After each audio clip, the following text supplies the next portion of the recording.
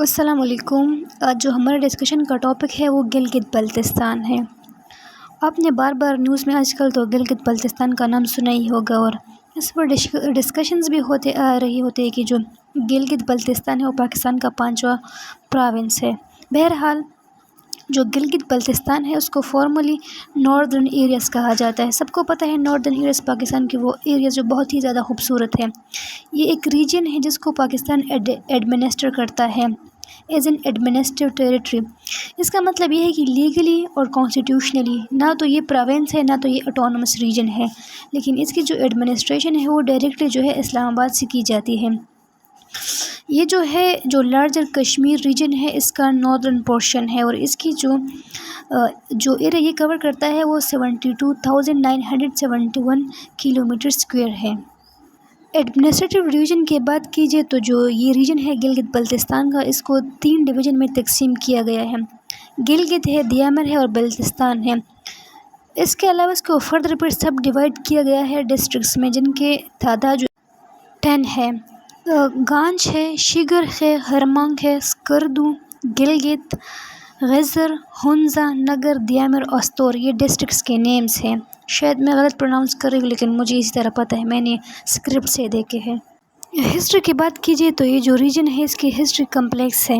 اس کو بہت سارے پاورز نے جو ہے وہ رول کیا ہے۔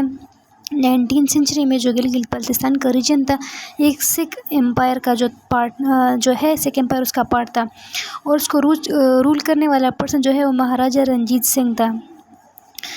1839 میں جب اس مہاراجہ کی ڈیتھ ہو جاتی ہے تو پھر یہ جو امپائر ہے اس میں جو برٹش ہے وہ اپنا انفلوئنس بڑھا دیتے ہیں اور اپنے کنٹرول میں کر لیتے ہیں۔ پھر 1846 میں جو ہے ٹریٹی آف امرتسر ہوتے ہیں، جس میں جو برٹش ایسٹ انڈیا کمپنی ہے اور جو ڈوگرا ڈائنیسٹی کے ہے، جو جموں اینڈ کشمیر کے ڈوگرا ڈائنیسٹی ہے، وہ ان کے بیچ ٹریٹی ہوتے ہیں، جس میں جو گلگت کی ٹیریٹری ہے اس کو ڈوگرا راجس کو دیا جاتا ہے، یعنی کہ جو علاقہ ہے وہ ایسٹ انڈیا کمپنی جو ڈوگرا ڈائنیسٹی ہے ان کو دے دیتی ہے، اور یہ جو ہے ٹل انڈیپینڈنس 1947 تک یہ ڈوگرا کی انڈر ہی رہتی ہے۔ پھر 1947 میں جب انڈیا پاکستان جو ہے وہ انڈیپینڈنس گین کرتے ہیں تو پرنسلی اسٹیٹ کو آپشن دیا جاتا ہے کہ وہ کسی بھی کنٹری کو جوائن کر سکتے ہیں۔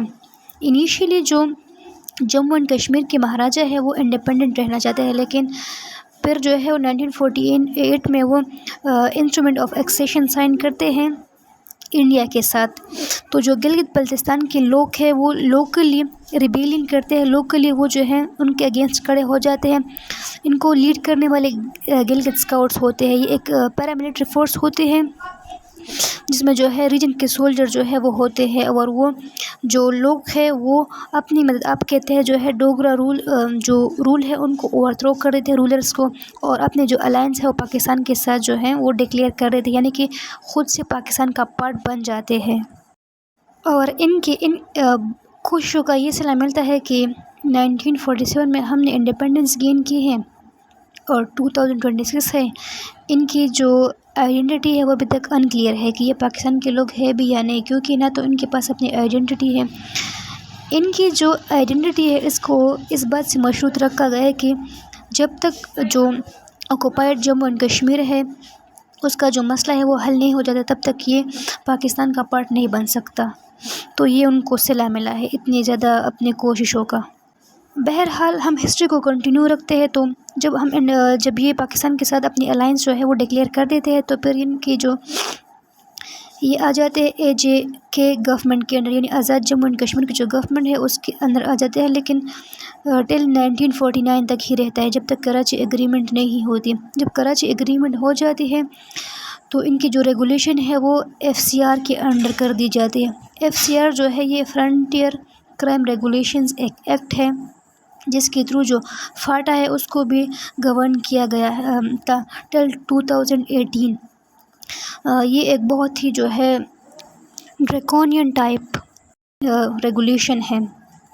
پھر 1970 میں جو ہے گورنمنٹ آف پاکستان جو ہے ان کو لمیٹڈ اٹانومی گرانٹ کر دیتے ہیں۔ 1974 میں ذوالفقار علی بھٹو جو ہے وہ ایڈمنسٹریٹو اور جوڈیشل ریفارم جو ہے وہ اس ریجن میں انٹروڈیوس کرتے ہیں، اور 1999 میں جو پاکستان کی سپریم کورٹ ہے وہ یہ کہہ دیتی ہے کہ جو ناردرن ایریاز کے لوگ ہیں وہ پاکستان کے سٹیزنز ہیں اور وہ اپنے لیے جو ہے فنڈامنٹل رائٹس کی جو گارنٹی ہے وہ سیک کر سکتے ہیں۔ اس کے بعد 2009 میں ایک ڈگری پاس کر دی جاتی ہے، ایک لا جو فیڈرلی ایڈمنسٹریٹڈ ناردرن ایریاز ہیں ان کو ایز اے گلگت بلتستان ری نیم کر دیا جاتا ہے، یعنی کہ ان کو ایک نام دیا جاتا ہے گلگت بلتستان کا، جو G B empowerment and self governance order کے انڈر یہ ان کو دیا جاتا ہے۔ یہ 2009 میں آئی تھی اور اس کے جو ہے نتائج یہ آئے کہ جو گلگت پارلیمنٹ ہے اس کو اسٹیبلش کیا گیا، جس میں 24 جو ہے ڈائریکٹلی الیکٹڈ ممبرس ہے۔ ابھی جو ریسنٹلی الیکشن ہو رہی تھی انہی سیٹس پر تھی۔ ٹوٹل 33 جو ہے وہ سیٹس ہیں، اس میں جو ہے 6 جو ہے وومن کے لیے ریزرو ہے، 3 جو ہے ٹیکنوکریٹ یا جو پروفیشنلز ہوتے ہیں ان کے لیے، 24 جو ہے وہ اوپن میرٹ پر ہے، یعنی کہ اس پر کوئی بھی الیکشن جو ہے وہ کنٹیسٹ کر سکتا ہے۔ پروونشل اسٹیٹس اسٹیبلش کی گئی، اس میں چیف منسٹر اور جو گورنر ہے ان کو آفس اسٹیبلش کیا گیا، لیکن یہ صرف ٹیٹولر ہے۔ جو ریئل پاور ہے گلگت بلتستان کے، اس کو چیئر کرنے والے گلگت بلتستان کونسل ہے جس کو پرائم منسٹر چیئر کرتے ہیں۔ اس کے بعد جو ہے 17 اگست 2015 کو جو پارلیمنٹ آف گلگت بلتستان ہے وہ ایک ریزولوشن پاس کرتا ہے کہ جو گلگت بلتستان ہے اس کو پروونس کی اسٹیٹس دی جائے۔